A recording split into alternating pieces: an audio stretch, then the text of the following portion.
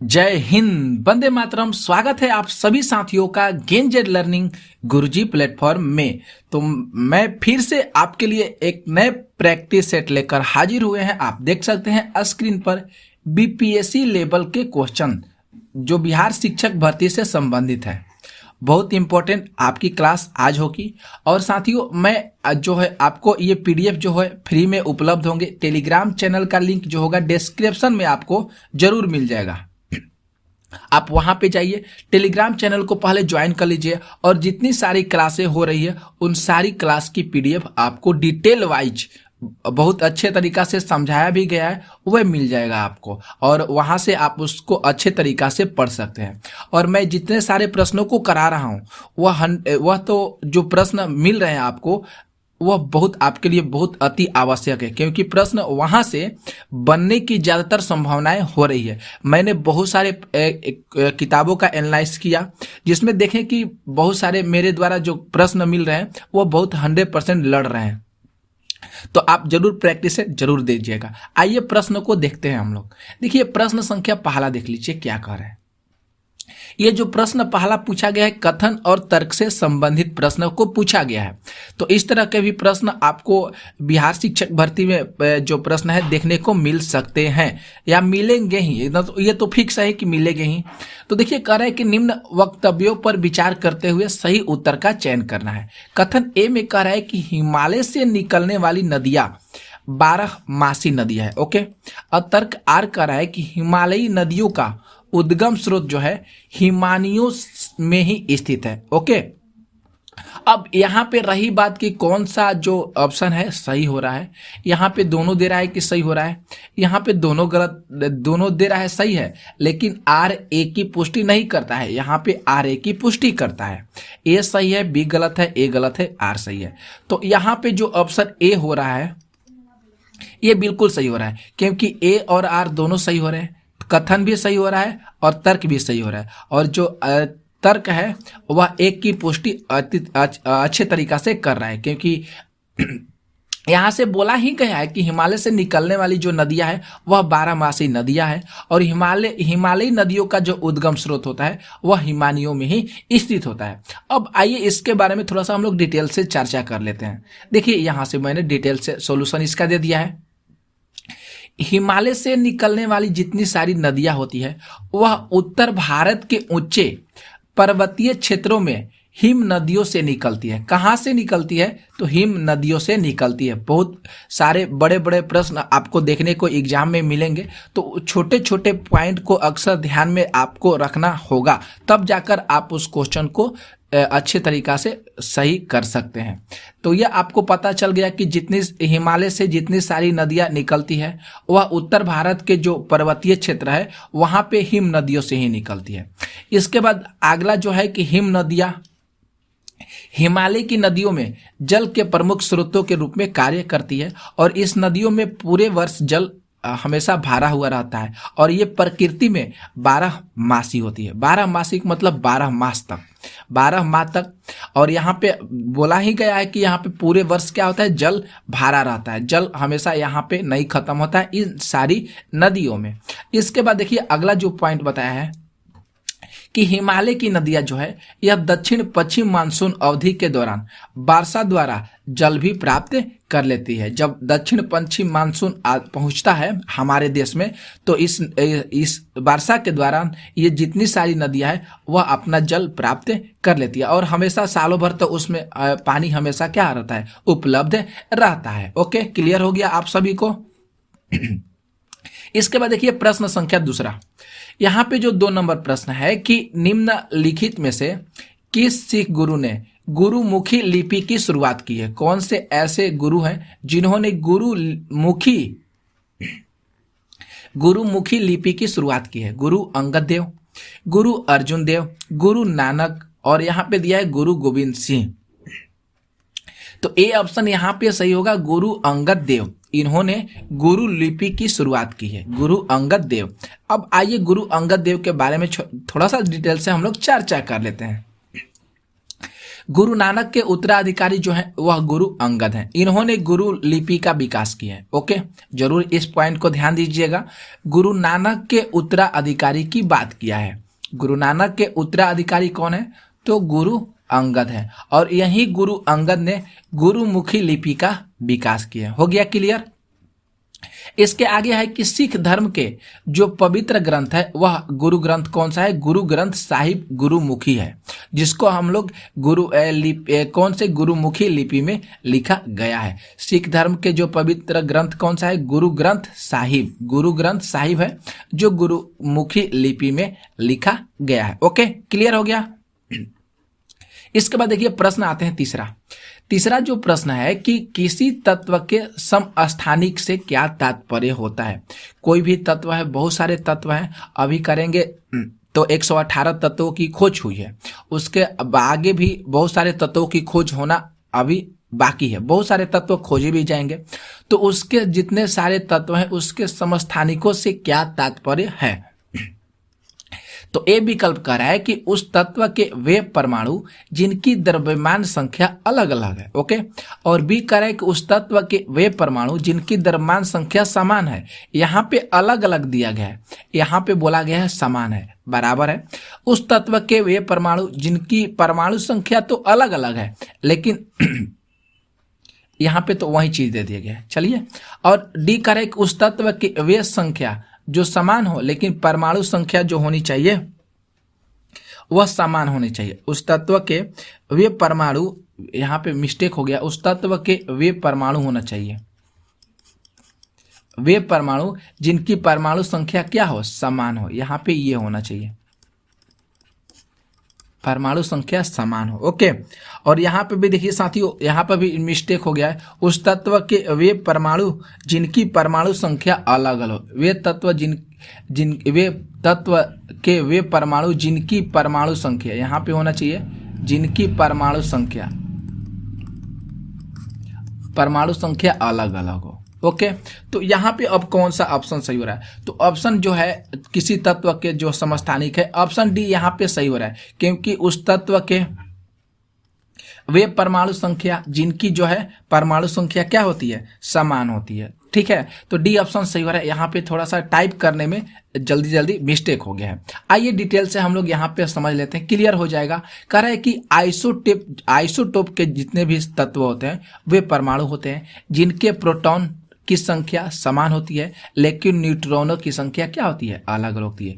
याद रखिएगा, प्रोटॉनों की संख्या क्या होती है? समान होती है, बराबर होती है, लेकिन जो न्यूट्रॉनों की संख्या होती है वह क्या होती है? अलग अलग होती है, भिन्न भिन्न होती है। ओके, देखिए यहाँ पर भी बता दिया गया है कि जो समान इलेक्ट्रॉनिक विन्यास के कारण इनकी रासायनिक विशेषताएं समान होती है, लेकिन भौतिक विशेषताएं अलग अलग होती है, भिन्न होती है। कब? समान इलेक्ट्रॉनिक विन्यास के कारण इनकी रासायनिक विशेषताएं समान होती है, लेकिन भौतिक विशेषताएं समान नहीं होती है। जैसे यहाँ पे हमने उदाहरण के लिए आप लोग को बताने का प्रयास किए हैं कि जैसे कार्बन 12 और कार्बन 13 और कार्बन 14 के परमाणु संख्या 12, 13, 14 के साथ जितने भी कार्बन तत्व के 3 आइसोटोप हो रहे हैं। देखिए, कार्बन 12, कार्बन 13 और कार्बन 14, ये कितने आइसोटोप हो रहे हैं? तो 3 आइसोटोप हो रहे हैं, क्योंकि समान इलेक्ट्रॉनिक विन्यास के कारण ही इनकी रासायनिक विशेषताएं समान होती है। आगे देखिए प्रश्न,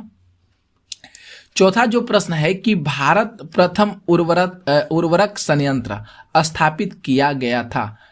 कहाँ पे स्थापित किया गया था? भारत प्रथम उर्वरक संयंत्र को तो यहाँ पे दिया है बल्लारपुर में, सिंदरी में, बेलागाला में और राजमुंदरी में। कहाँ पे इसको स्थापित किया गया था? तो बी ऑप्शन यहाँ पे बिल्कुल सही होगा, सिंदरी में इसको स्थापित किया गया था।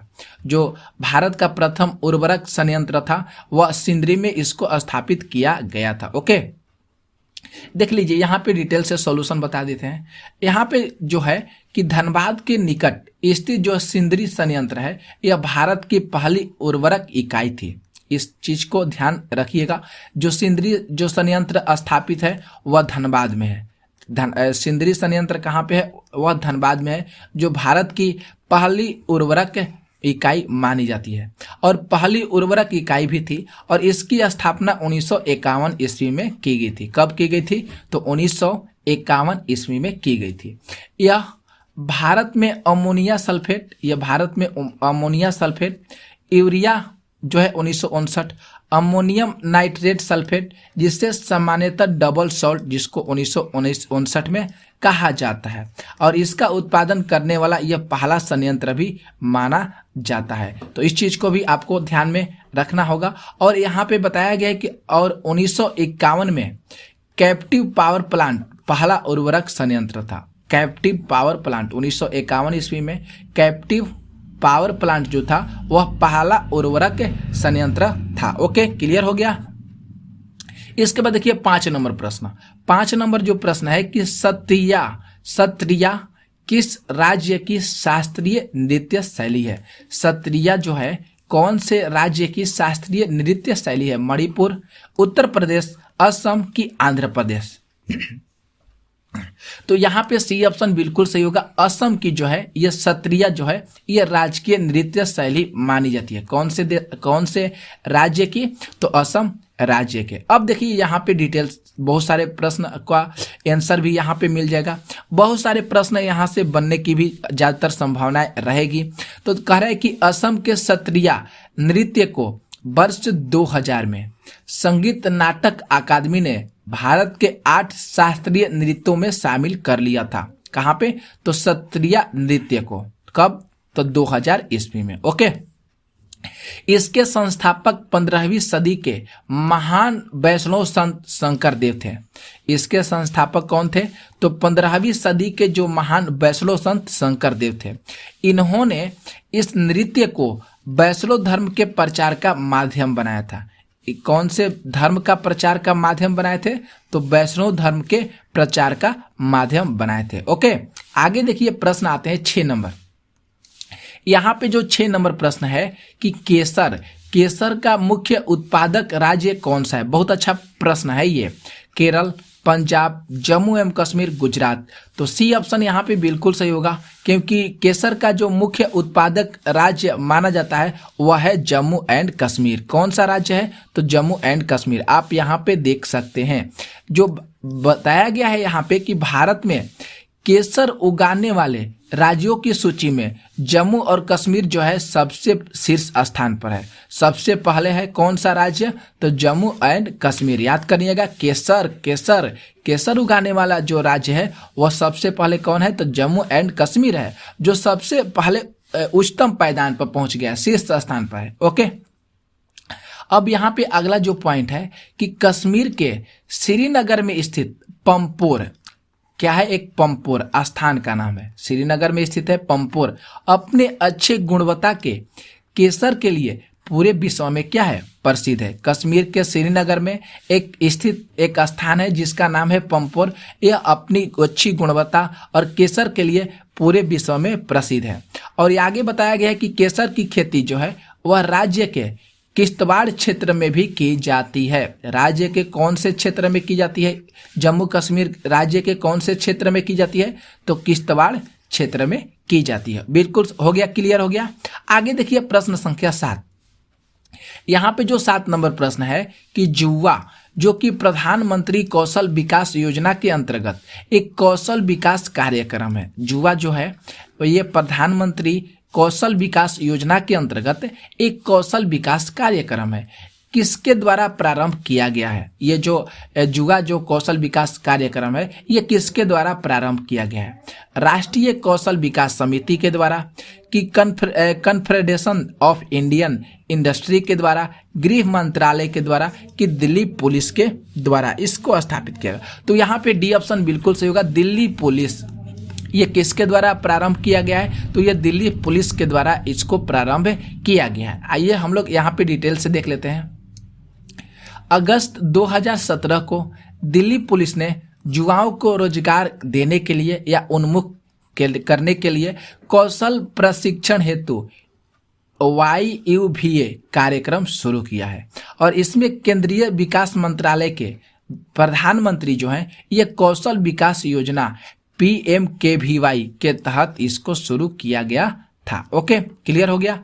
इसके अंतर्गत 17 से 25 साल की आयु के युवाओं का चयन कर उन्हें कौशल प्रशिक्षण दिलवाया जाता है। ओके, क्लियर हो गया। आगे देखिए प्रश्न जो 8 नंबर प्रश्न है, यहाँ पे 8 नंबर प्रश्न कि हवा में परागण को क्या कहते हैं। हवा में परागण को क्या कहते हैं। स्वयुग्मन, कीट परागण, वायु परागण और पंछी परागण। तो यहाँ पे जो सी ऑप्शन है ये बिल्कुल सही होगा, क्योंकि हवा की बात कहा है। जो हवा में परागण होंगे वह वायु परागण ही कहलाएंगे। क्या कहलाएंगे? तो वायु परागण ही कहलाएंगे। देखिए यहाँ पे जब पराग वायु द्वारा वाहित होते हैं तो उससे एनेमाफिली कहते हैं। इस चीज को भी याद रखना होगा। प्रश्न दे सकता है कि जब पराग वायु द्वारा वाहित होते हैं तो उसे हम क्या कहते हैं। 4 विकल्प रहेगा आपके सामने, तो अगर आपको पता है कि उसको हम एनेमाफिली कहते हैं तो आप झट से ना उस प्रश्न को सही कर दीजिएगा। ठीक है, यहाँ पे देखिए बताया गया है कि विश्व की महत्वपूर्ण फसलें वायु परागित फसलें हैं, जो जैसे हवा में उड़ती है। जैसे गेहूं हो गया, चावल हुआ, मक्का हो गया, राई, जौ, जई, ये सब जो है ये वायु परागणित फसलें हैं। आर्थिक दृष्टि से महत्वपूर्ण कई वृक्ष भी वायु परागणित होते हैं। फसल की भी बात यहाँ पे आ गया है कि फसल भी जो है वायु परागणित फसल होते हैं। और यहाँ पे वृक्ष का भी नाम आ गया है कि वृक्ष भी क्या है, वायु परागणित होते हैं। इनमें काष्ठफल के उत्पादन के लिए उगाई जाने वाली कई सारी प्रजातियां जैसे देवदार का वृक्ष, अस्प्रूस और कई दृढ़ काष्ठ जो है ये इसमें वृक्ष भी शामिल है जो वायु परागणित होते हैं। ओके, क्लियर हो गया। इसके बाद देखिए अगला जो प्रश्न है 9 नंबर 9 जो प्रश्न है कि पौधे मिट्टी में घुले हुए नाइट्रेट को अवशोषित करते हैं। पौधे जो है मिट्टी में जितने सारे जो खनिज लवण घुल जाते हैं उसमें से नाइट्रेट को अवशोषित करते हैं और उन्हें परिवर्तित कर देते हैं। किस तरह, मतलब उसका कन्वर्ट करने की प्रक्रिया क्या चीज में होती है। मुक्त नाइट्रोजन में, कि यूरिया में होता है, कि अमोनिया में होता है, कि प्रोटीन में होता है। तो यहाँ पे डी ऑप्शन बिल्कुल सही हो रहा है। प्रोटीन में उसको कन्वर्ट करते हैं। जो वह पौधे जो हैं वह मिट्टी में जितने सारे खनिज लवण घुल जाते हैं तो उसमें से नाइट्रेट को तो अवशोषित करता है और वही नाइट्रेट को अवशोषित करके वह प्रोटीन में कन्वर्ट कर देता है। ओके, ठीक है। देखिए यहाँ पे भी डिटेल से बताया गया है। ये सारे जितने सारे हम प्रश्न करा रहे हैं ये बहुत इंपॉर्टेंट है। आपको ये टेलीग्राम चैनल पर PDF मिल जाएगी, आप उस टेलीग्राम चैनल को जरूर ज्वाइन कर लीजिएगा। यहाँ पे बताया गया है कि मृदा में नाइट्रिकारी जीवाणु जो हैं ये अमोनिया को नाइट्राइट, जिसे अमोनिया का NO2 होता है, इसका सूत्र NO2 होता है, और तत्पश्चात नाइट्रेट NO3 में परिवर्तित करते हैं। और ये प्रक्रिया क्या कहलाती है? नाइट्रीकरण प्रक्रिया कहलाती है। क्या कहलाती है? तो नाइट्रीकरण प्रक्रिया कहलाती है। इसमें कौन यौगिक के रूप में कौन कौन से उपलब्ध है? नाइट्रेट हो गया, नाइट्राइट हो गया, अमोनिया हो गया। और अमोनिया को पौधों द्वारा मृदा में लिया जाता है और तब तक इसका प्रयोग किया जाता है जब तक से प्रोटीन का निर्माण किया जाता है। प्रोटीन के निर्माण के लिए इसका उपयोग किया जाता है। किसका किसका? नाइट्रेट का, नाइट्राइट, अमोनिया, और अमोनिया को पौधों द्वारा मृदा में लिया जाता है। ओके, इसके बाद देखिए प्रश्न संख्या 10। अब आपको इस तरह के भी प्रश्न देखने को मिलेंगे मिलान संबंधी। तो जो मिलान संबंधी प्रश्न होते हैं बहुत इजी होते हैं, उसको आपको अगर याद रहता है तो आप जल्द से जल्द उसको टिक कर सकते हैं, बहुत इजी होते हैं। सूची 1 और सूची 2 को मिलान करना उद्योग दिया है और यहाँ पे अवस्थित दिया गया है। तो देखिए आपको हम यहाँ पे बता देते हैं, अगर आपको केवल एक जो जवाब आपको याद हो गया तो आप यहाँ पे सही कर सकते हैं। जैसे रेलवे उपकरण आपको पता होना चाहिए कहाँ पे बनता है, मोटर वाहन पोत निर्माण और साइकिल। ये सारी चीज़ अगर आपको याद हो जाता है तो आप झट से ना इसको सही तरीका से सही कर दीजिएगा। अगर देखिए यहाँ पे ऑप्शन यहाँ पे हम बता देते हैं कि कौन सा ऑप्शन जो है सही हो रहा है, कैसे आपको टिक करना है। तो यहाँ पे अगर हम सी का करते हैं, पोत निर्माण जो होता है कोच्चि में होता है, तो सी का हमने 1 मिलान कर दिया। तो देखते हैं यहाँ पे सी का 1 कहाँ पे है।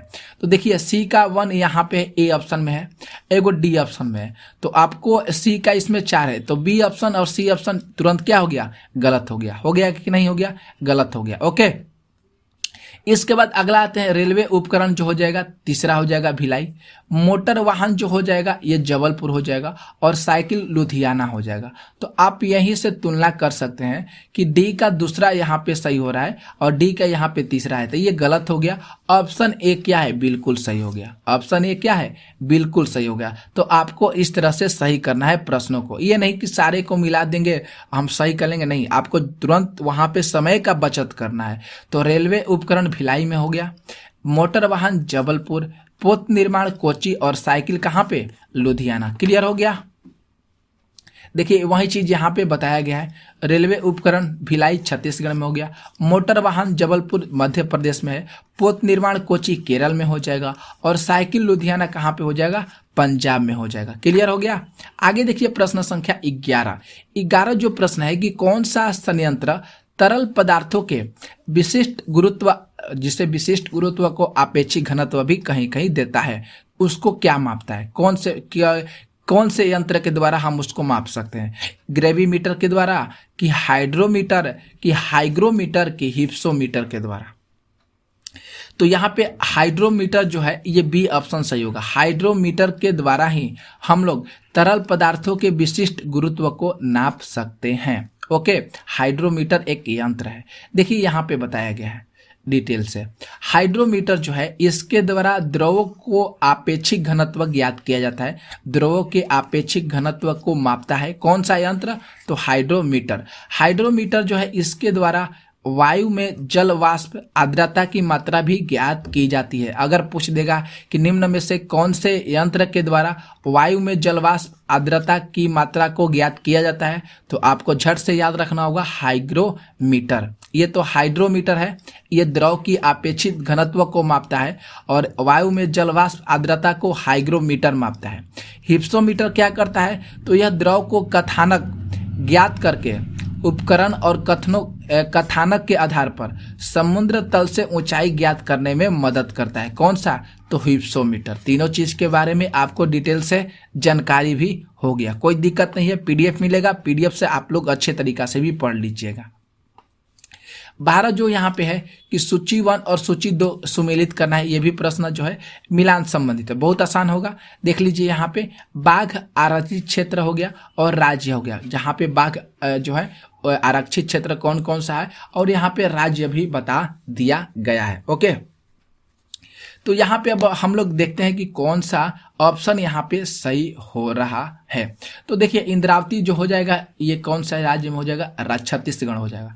तो ए का चौथा हो रहा है। अब हम लोग ए क्या देखेंगे, चौथा कहाँ पे है, तो इसमें तो पहला है, ये भी गलत हो गया, ये भी गलत हो गया। अब देखिए यहाँ पे सी और डी ऑप्शन बन रहा है, सी और डी में हमको देखना पड़ेगा कौन सा ऑप्शन सही हो रहा है। उसी प्रकार पेरियार जो है केरल में हो जाएगा, बी का तीसरा हो गया। तो बी का तीसरा कहाँ पे है, यहाँ पे है, यहाँ पे ये गलत हो गया, तो डी ऑप्शन गलत हो गया। सी ऑप्शन बिल्कुल तरीका से क्या हो गया, सही हो गया। तो आप इसको तुरंत टिक करके निकल सकते हैं। सिमलीपाल उड़ीसा हो जाएगा, बांदीपुर कर्नाटक हो जाएगा, ये आपको पता है। इंद्रावती छत्तीसगढ़, पेरियार केरल, सिमलीपाल उड़ीसा और बांदीपुर कर्नाटक, बिल्कुल सही हो गया। देखिए यहीं पे ये सारी बता दिया गया है। इंद्रावती टाइगर रिजर्व जो है छत्तीसगढ़ में है, पेरियार टाइगर रिजर्व केरल में हो जाएगा, सिमलीपाल टाइगर रिजर्व उड़ीसा में, बांदीपुर टाइगर रिजर्व कर्नाटक में। अगर आप लोग बार बार प्रश्नों को देखिएगा, पढ़िएगा, तो ये सारे जितने सारे प्रश्न होंगे आपको क्लियर हो जाएंगे, आपके मस्तिष्क माइंड में हमेशा ये सारे प्रश्न रहेंगे, जिससे आपको कोई भी तरह का दिक्कत नहीं होगा, कोई भी तरह का परेशानी नहीं होगा। 13 प्रश्न है कि संयुक्त राष्ट्र संघ दिवस कब मनाया जाता है। संयुक्त राष्ट्र संघ दिवस कब मनाया जाता है, 24 अक्टूबर, 22 अक्टूबर, 21 दिसंबर की 22 नवंबर। तो यहाँ पे ए ऑप्शन बिल्कुल सही होगा, 24 अक्टूबर को मनाया जाता है संयुक्त राष्ट्र संघ दिवस। कब मनाया जाता है, तो 24 अक्टूबर को मनाया जाता है। तो देखिए यहाँ पे भी बता दिया गया डिटेल से सॉल्यूशन कि 24 अक्टूबर 1945 को संयुक्त राष्ट्र संघ अस्तित्व में आया था। कब आया था? तो संयुक्त राष्ट्र संघ अस्तित्व में कब आया था? तो 24 अक्टूबर 1945 को। और यही 24 अक्टूबर को हम लोग संयुक्त राष्ट्र दिवस मनाते हैं। क्लियर हो गया?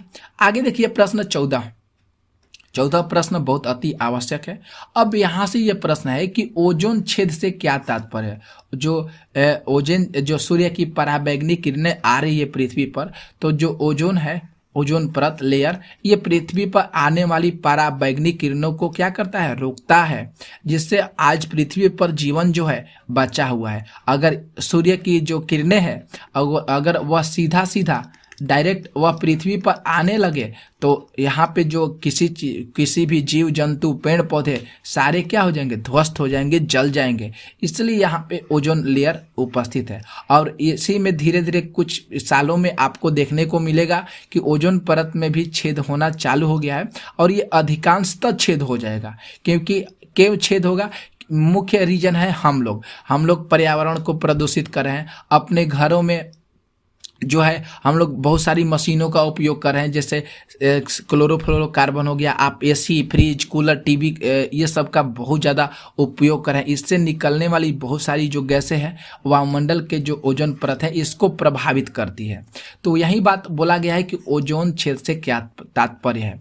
ओजोन परत में छेद, क्षोभ मंडल में ओजोन परत का कम होना, समताप मंडल में ओजोन परत की मोटाई कम होना और क्षोभ मंडल में ओजोन परत की मोटाई अधिक होना। तो यहाँ पे सी ऑप्शन सही हो रहा है कि समताप मंडल में ओजोन परत की मोटाई क्या हो रहा है? धीरे धीरे कम हो रहा है। इसलिए ओजोन छेद का तात्पर्य है कि समताप मंडल में ओजोन परत की मोटाई कम होना। ओके, अब देखिए यहाँ पे कुछ पॉइंट जो है इसको ध्यान रखिएगा। वायुमंडल के समताप मंडल क्षेत्र में ओजोन गैस की एक परत विद्यमान है कि यहाँ पे कौन से मंडल में, ये भी देखिए ध्यान देना होगा, समताप मंडल में। कौन से मंडल में? तो समताप मंडल में ओजोन गैस की जो है एक परत जो है इस विद्यमान है। समताप मंडल के निचले भाग में 15 से 35 किलोमीटर की ऊंचाई पर यह संघनता से पाई जाती है और ओजोन परत जो है यह सूर्य की हानिकारक पराबैंगनी किरणों को पृथ्वी पर आने से रोकती है और यह अल्ट्रा वायलेट किरणों को अवशोषित कर लेती है। कौन सी किरणों को अवशोषित करती है?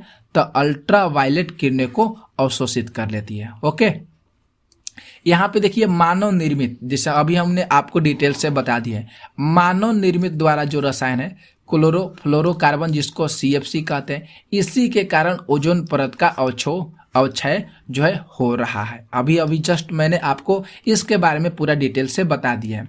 और पृथ्वी की जो सुरक्षा कवच है, कहीं जाने वाली जो ओजोन परत है, यह अंटार्कटिका क्षेत्र में काफ़ी पतली हो गई है। अब ये भी ध्यान रखना होगा कि कौन से क्षेत्र में जो ओजोन परत है, तो अंटार्कटिका क्षेत्र में है, जिसे हम ओजोन छिद्र के नाम से जानते हैं। ओके, क्लियर हो गया। जो पृथ्वी की सुरक्षा कवच है, वह कहीं जाने वाली जो है हम लोग की जीवनदायी है, वह ओजोन परत जो है वह अंटार्कटिका क्षेत्र में काफ़ी जो समय से धीरे धीरे पतली होती जा रही है, जिसे हम ओजोन छिद्र के नाम से जानते हैं। और इसमें जो वैज्ञानिकों का मुख्य जो मंतव्य है कि ओजोन परत में क्षरण जो है वह CFC के उपस्थित जो सक्रिय क्लोरीन के कारण होती है। और ओजोन परत को क्षरित होने से बचाने के लिए 1987 में मॉन्ट्रियल प्रोटोकॉल पर सहमति बनाई गई थी, जिसमें मॉन्ट्रियल प्रोटोकॉल क्या है, इसमें बहुत सारे देशों ने भाग लिया था और इसके लिए निरंतर अंतर्राष्ट्रीय तरीका से प्रयास किया जा रहा है कि इसको कैसे, जो छिद्र है ओजोन परत, इसको हम लोग कैसे बचा सकें। नहीं तो आने वाले दिनों में यहाँ से बहुत सारी कठिनाइयों का सामना करना पड़ सकता है, पृथ्वी उथल पुथल हो सकती है। ठीक है, आगे प्रश्नों को देखिए। प्रश्न संख्या 15 जो प्रश्न है कि संस्थाएं एवं संघ बनाने का जो अधिकार होता है वह किस प्रकार का अधिकार है। संस्थाएं और संघ, ये दोनों जो है अगर इसको बनाया जाता है तो यह किस प्रकार का अधिकार माना जा सकता है। तो प्रत्येक व्यक्ति के लिए सुनिश्चित अधिकार, केवल नागरिकों के लिए सुनिश्चित स्वतंत्रता का अधिकार, कानून के समक्ष समता का अधिकार और जीवन और दैहिक स्वतंत्रता का अधिकार। तो यहाँ पे बी ऑप्शन बिल्कुल सही होगा, केवल नागरिकों के लिए सुनिश्चित स्वतंत्रता का अधिकार। ऑप्शन बी बिल्कुल सही है, केवल नागरिकों के लिए सुनिश्चित स्वतंत्रता का अधिकार जो होता है वह संस्थाएं और संघ बनाने का अधिकार माना जाता है। ओके, आइए हम लोग इसके बारे में डिटेल से देख लेते हैं। यहाँ पे जो बताया गया है कि संविधान की उद्देशिका में जो वर्णित है स्वतंत्रता, इसके आदर्श को बढ़ावा देने के लिए देश के सभी नागरिकों को आर्टिकल 19 के पहला में ए से लेकर जी तक 6 प्रकार की स्वतंत्रताएं प्रदान की गई है। आर्टिकल याद करना होगा, इससे प्रश्न जरूर पूछा जाएगा। 19 के पहला में ए से लेकर जी तक जो है 6 प्रकार की स्वतंत्रताएं जो है प्रदान की गई है।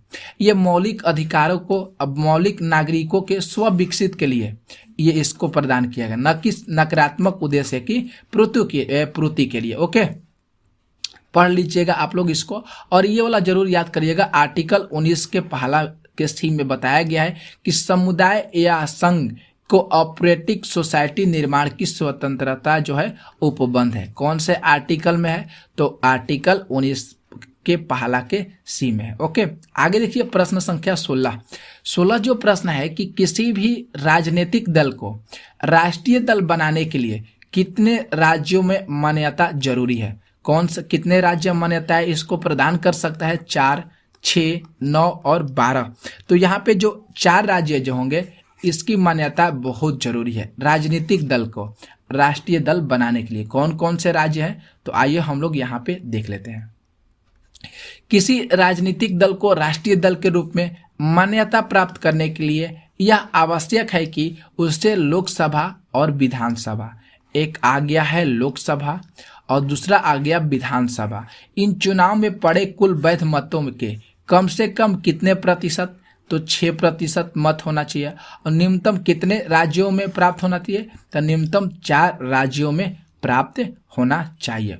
ठीक है, इसके साथ ही बताया गया कि किसी एक राज्य से लोकसभा की 4 सीटें प्राप्त हो। अगर एक राज्य है, कोई भी झारखंड राज्य, कोई भी राज्य है, छत्तीसगढ़ हो गया, आंध्र प्रदेश, इस राज्य से अगर लोकसभा की 4 सीटें प्राप्त हो गया है, या कह सकते हैं न्यूनतम 3 राज्यों से लोकसभा में उसकी कुल सीटों का 2% 11 सीट भी प्राप्त हो सकता है, तो ये प्रावधान उस राज्य को मिल सकता है। ओके, 17 जो प्रश्न है कि निम्नलिखित में से किस क्षेत्र में भारत में प्रथम सहकारी आंदोलन का प्रारंभ हुआ था? कौन से क्षेत्र से जो है भारत में प्रथम सहकारी आंदोलन का आरंभ हुआ था? कृषि ऋण, खेती की गतिविधियां, सहकारी उपभोक्ता कृषि विपणन। तो यहाँ पे ए ऑप्शन बिल्कुल सही होगा, कृषि ऋण के जो अंतर्गत जो है भारत में सहकारी आंदोलन का आरंभ हुआ था। ऑप्शन ए बिल्कुल सही हो रहा है। आइए हम लोग देख लेते हैं। तो भारत में पहला जो सहकारी आंदोलन हुआ था वह ब्रिटिश शासन के दौरान कृषि ऋण के साथ ही आरंभ हुआ था। किसके शासन के दौरान? तो ब्रिटिश शासन के दौरान। और इसमें 1875 में ढक्कन विद्रोह किया गया था। आधिकारिक ऋण के बोझ होने के कारण इसमें बहुत सारे किसानों के दबे के द्वारा 1875 में ढक्कन विद्रोह किया गया था, जिसमें पूना और अहमदाबाद के किसान, कहाँ के किसान? तो पूना और अहमदाबाद के किसानों ने साहूकारों के ऋण पत्र और दस्तावेज क्या किए थे? जला दिए थे। यह प्रश्न हम आपको पिछले लेक्चर में करा चुके हैं, आया हुआ प्रश्न है। इसके परिणाम स्वरूप ब्रिटिश सरकार द्वारा अनेक अधिनियम भी पारित किए गए हैं। तो याद करना होगा 1875 ढक्कन विद्रोह, 1875 पूना और अहमदाबाद के किसानों ने। ओके, यहाँ पे देखिए बताया गया है जैसे 1879 में कृषक राहत अधिनियम पारित किया गया था। कब? 1879 में। कृषक राहत अधिनियम कब पारित किया गया था? तो 1879 में। 1904 के सहकारी सोसाइटी एक्ट पारित होने के साथ ही भारत में सहकारिता आंदोलन का सूत्रपात हुआ। भारत में सहकारिता आंदोलन का सूत्रपात किस वर्ष हुआ था? तो 1904 आपको जरूर याद करना होगा। यह भी पूछा जा सकता है कि सहकारी सोसाइटी एक्ट पारित कब हुआ था? तो 1904 में हुआ था। क्लियर हो गया? तो देखिए छोटे छोटे पॉइंटों को अक्सर आपको जरूर याद करना होगा। 18 है कि नीमू बाजगो नामक जो बांध है ये कौन सी नदी पर स्थित है? सिंधु, कोयना, काराकन की पेरियार पर स्थित है? तो ये जो है ये जो सिंधु नदी पर स्थित है, कौन सी नदी पर स्थित है? सिंधु। नीमू बाजगो ये कौन सी नदी पर स्थित है? नीमू बाजगो, तो ये सिंधु नदी पर स्थित है। ओके, नीमू बाजगो जो है एक हाइड्रो इलेक्ट्रॉनिक प्लांट है। कहाँ पे स्थित है? लद्दाख में स्थित है। और कौन से नदी पर स्थित है? तो सिंधु नदी पर स्थित है।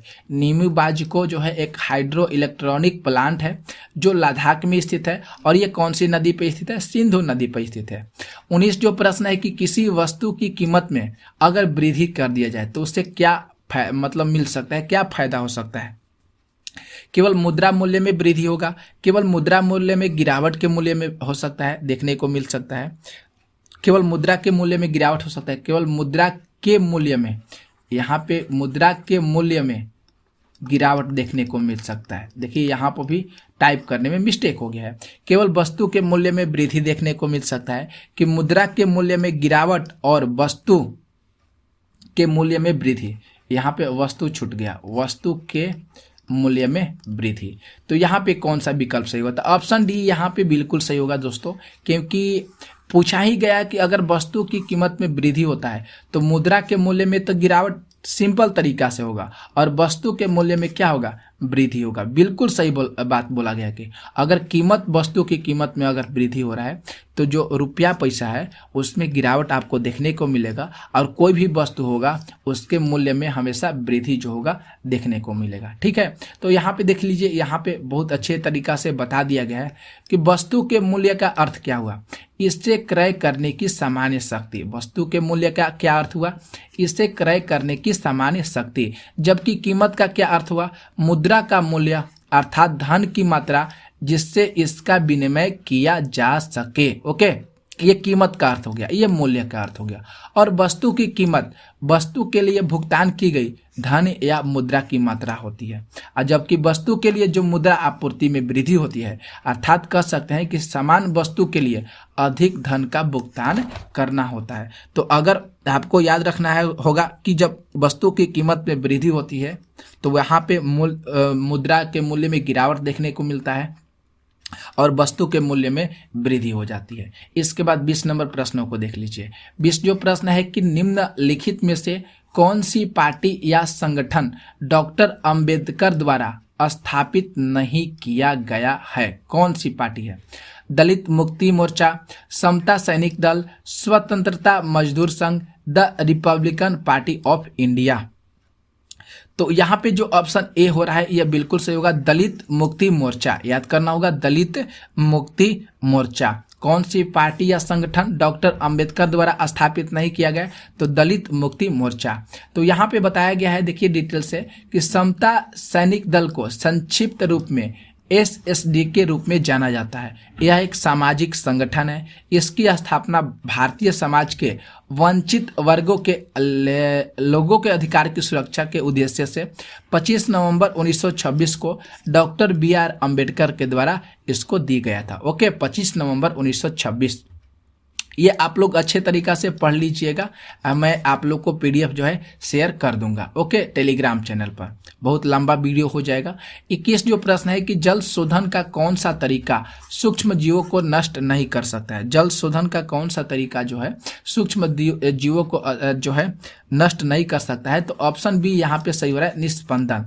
ऑप्शन बी यहाँ पे सही हो रहा है, निस्पंदन। आइए हम लोग इसके बारे में देख लेते हैं। निस्यंदन है। निस्यंदन के मतलब होता है फिल्ट्रेशन, किसी चीज को भी छानना। वह प्रक्रिया है जिसमें फिल्टर के प्रयोग से जल या किसी अन्य तरल जो उसके अंदर ठोस विद्यमान होते हैं कणों को निकाला जाता है। इसी प्रक्रिया को फिल्टर तरल को निकाले जाने की प्रक्रिया को निस्यंदन कहते हैं। ओके, तो ये भी आप पढ़ लीजिएगा, आपको PDF मिल जाएगा। ओके, 22 प्रश्नों को देखिए। 22 प्रश्न जो है कि NSDL का पूर्ण नाम क्या है? NSDL का पूर्ण नाम क्या है? तो ऑप्शन डी बिल्कुल सही हो रहा है, national securities depository limited. National security depository limited, यहाँ पे डी ऑप्शन बिल्कुल सही हो रहा है। एनएसडीएल का पूर्ण रूप देखिए, एनएसडीएल से तात्पर्य है नेशनल सिक्योरिटीज डिपॉजिटरी लिमिटेड। यह मुंबई में स्थित है।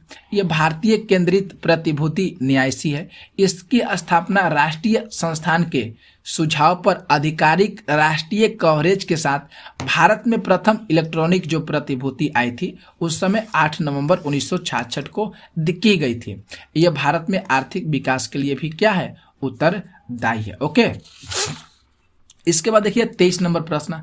23 जो प्रश्न है कि कीट वंश से होने वाली खुजली किसके कारण होती है? फॉर्मिक, ए ऑप्शन हाँ यहाँ पे सही हो रहा है, फॉर्मिक अम्ल के कारण होती है। कीट वंश से होने वाली जो खुजली होती है वह फॉर्मिक अम्ल के कारण ही होती है। देखिए यहाँ पे बताया गया है कि जब कोई भी कीट काटता है तो उसका जो लार होता है वह उत्सर्जित करता है, जिसके कारण त्वचा लाल पड़ जाती है, सूजन हो जाता है और वहाँ पे खुजली होने लगती है। इसका मेन रीजन क्या है, कारण क्या है? तो यह कीट जो है त्वचा के अंदर फॉर्मिक एसिड भीतर डाल देते हैं अपने डंक के माध्यम से, जिसके कारण त्वचा जो है तुरंत अपना प्रतिक्रिया दिखाना चालू करती है, जिसके परिणाम स्वरूप त्वचा लाल हो जाता है, खुजलाहट होने लगती है और वहाँ पे दर्द होने लगता है। इसलिए मच्छर और पिस्सू के काटने से इस कारण दर्द की तुलना में खुजलाहट बहुत क्या होती है, बहुत ज़्यादा होती है। 24 प्रश्नों को देखिए। 24 प्रश्न है कि निम्न हस्तियों पर विचार करना है। निम्न हस्तियों पर विचार करना है। नसरुद्दीन शाह, गिरीश कर्नाड, डाली टाकोर और मकरंद देशपांडे। तो कौन कौन से थिएटर इसमें जुड़ी हस्तियां हुई? तो उपयुक्त यहाँ पे सही करेंगे, डी ऑप्शन बिल्कुल सही हो रहा है। यहाँ पे चारों हैं, ये पहला, दूसरा, तीसरा और चौथा। यहाँ पे मैंने डिटेल से बता दिए। देखिए कौन कौन क्या है। ये डाली ठाकुर जो हैं ये एक प्रसिद्ध भारतीय थिएटर और अभिनेत्री और कास्टिंग डायरेक्टर हैं। कौन? डाली ठाकुर। गिरीश कर्नाड क्या है? ये भारतीय अभिनेता हो गए, फिल्म निर्देशक हैं, कन्नड़ लेखक हैं, नाटककार हैं, जो दशकों से थिएटर से जुड़े हुए हैं। इसी प्रकार नसरुद्दीन शाह, आप जानते होंगे इनको, इनके मूवी भी देखे होंगे। मकरंद देशपांडे, ये सब फिल्म थिएटर से जुड़े अंतर्राष्ट्रीय स्तर के प्रसिद्ध क्या है, कलाकार माने जाते हैं। क्लियर हो गया। 25 प्रश्नों को देखिए। 25 जो प्रश्न है कि महात्मा गांधी राष्ट्रीय समुद्री उद्यान कहाँ पे अवस्थित है? तो महात्मा गांधी जो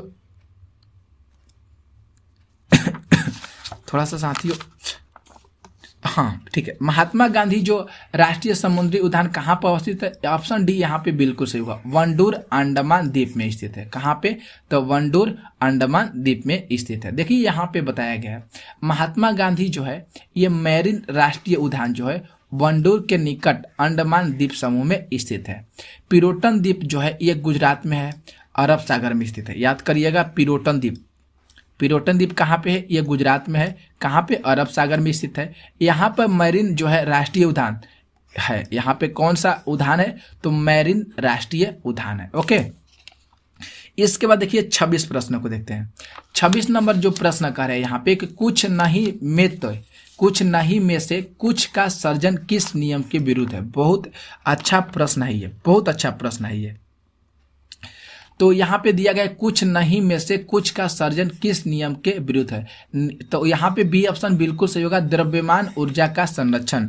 द्रव्यमान ऊर्जा का संरक्षण यहाँ पे बिल्कुल सही हो रहा है। ओके, तो देखिए यहाँ पे बताया गया है कुछ नहीं तो कुछ का निर्माण, कुछ नहीं तो कुछ का निर्माण, कुछ नहीं से कुछ नहीं आता, ये नियम के विरुद्ध है। और अर्थात ऊर्जा का संरक्षण से ये बताता है कि एक पृथक तंत्र की कुल ऊर्जा क्या होती है? परिवर्तित नहीं होती है। ओके, आगे देख लीजिए प्रश्न, आप लोग इसको पढ़ लीजिएगा। 27 जो प्रश्न यहाँ पे कह रहा है कि भूमध्य रेखा जो है निम्नलिखित में से किस देश से होकर नहीं गुजरती है? इसके बारे में मैंने बहुत सारे आपको कल के ही लेक्चर में ज्योग्राफी जब पढ़ा रहे थे तो वहाँ पे आप लोग को बताए थे कौन सा होगा। तो यहाँ पे बी ऑप्शन बिल्कुल सही होगा, मैक्सिको जो होगा। भूमध्य रेखा जो होगा कौन से देश से होकर गुजरता नहीं है, तो मैक्सिको से होकर नहीं गुजरता है। देखिए यहाँ पे बताए थे कल भी कि भूमध्य रेखा जो है 13 देशों से होकर गुजरता है। Ecuador, Colombia, Brazil, Sao Tome and Principe, Gabon, Congo गणराज्य, लोकतांत्रिक कांगो गणराज्य, Uganda, Kenya, Somalia, Maldives, Indonesia और किरीबाती से होकर गुजरती है। लेकिन उस जो वहाँ पे जो ऑप्शन दिया गया है मैक्सिको से होकर नहीं गुजरता है। 28 प्रश्नों को देखिए। विश्व के इतिहास में पहली परमाणु आपदा कब हुई थी? विश्व के इतिहास में पहली परमाणु आपदा कब हुई थी? तो 6 अगस्त 1945 को हुई थी। कब हुई थी? तो 6 अगस्त 1945 को हुई थी। ठीक है। परमाणु बम का सबसे पहले प्रयोग 6 अगस्त 1945 को सुबह में देखा गया था, जब अमेरिकी वायुसेना ने लिटिल बॉय नाम के कोड वाले यूरेनियम गन टाइप डिवाइस को जापान के हिरोशिमा शहर पर गिराया था, जिसमें से 70,000 लोग क्या हुए थे? मारे गए थे। कौन सा था? लिटिल बॉय, याद करिएगा, लिटिल बॉय। ठीक है, 6 अगस्त 1945। और इसके बाद 9 अगस्त 1945 को जापान के नागासाकी शहर पर दूसरा परमाणु बम को गिराया गया था। कब? तो 9 अगस्त 1945 एगो 6 अगस्त 1945। 6 या 3 9 3 दिन का केवल अंतर देखने को मिला था। आगे देखिए प्रश्न 29 प्रश्न है कि हस्तांतरण मूल्य का संबंध निम्न में से किससे है? तो यहाँ पे जो डायरेक्ट जो मैं आप लोग को ऑप्शन बताते हैं कि ऑप्शन यहाँ पे सी बिल्कुल सही हो रहा है, कर एवं लेखांकन से संबंधित है। किससे संबंधित है? तो कर एवं लेखांकन से संबंधित है हस्तांतरण मूल्य का संबंध। ओके। 30 प्रश्न जो है कि भारत के किस राज्य में सर्वाधिक सिंचाई ट्यूबवेल द्वारा की जा सकती है? सर्वाधिक सिंचाई ट्यूबवेल के द्वारा की जाती है। तो यहाँ पे जो ऑप्शन जो सही होगा, ऑप्शन सी बिल्कुल सही हो रहा है, उत्तर प्रदेश में होता है। अधिकतर जो सिंचाई ट्यूबवेल के माध्यम से की जाती है वह राज्य है उत्तर प्रदेश। देखिए यहाँ पे बता दिए हैं 93.84 लाख हेक्टेयर क्षेत्र में उत्तर प्रदेश में ट्यूबवेल से जो है खेती की जाती है। ट्यूबवेल जो सिंचाई के अंतर्गत सबसे बड़े क्षेत्र वाला जो राज्य है उत्तर प्रदेश ही है, जो भारत के पूर्ण सिंचित क्षेत्र में लगभग 28.29% योगदान देता है। और विश्व में सर्वाधिक ट्यूबवेलों की संख्या भारत में ही मानी जाती है। ओके।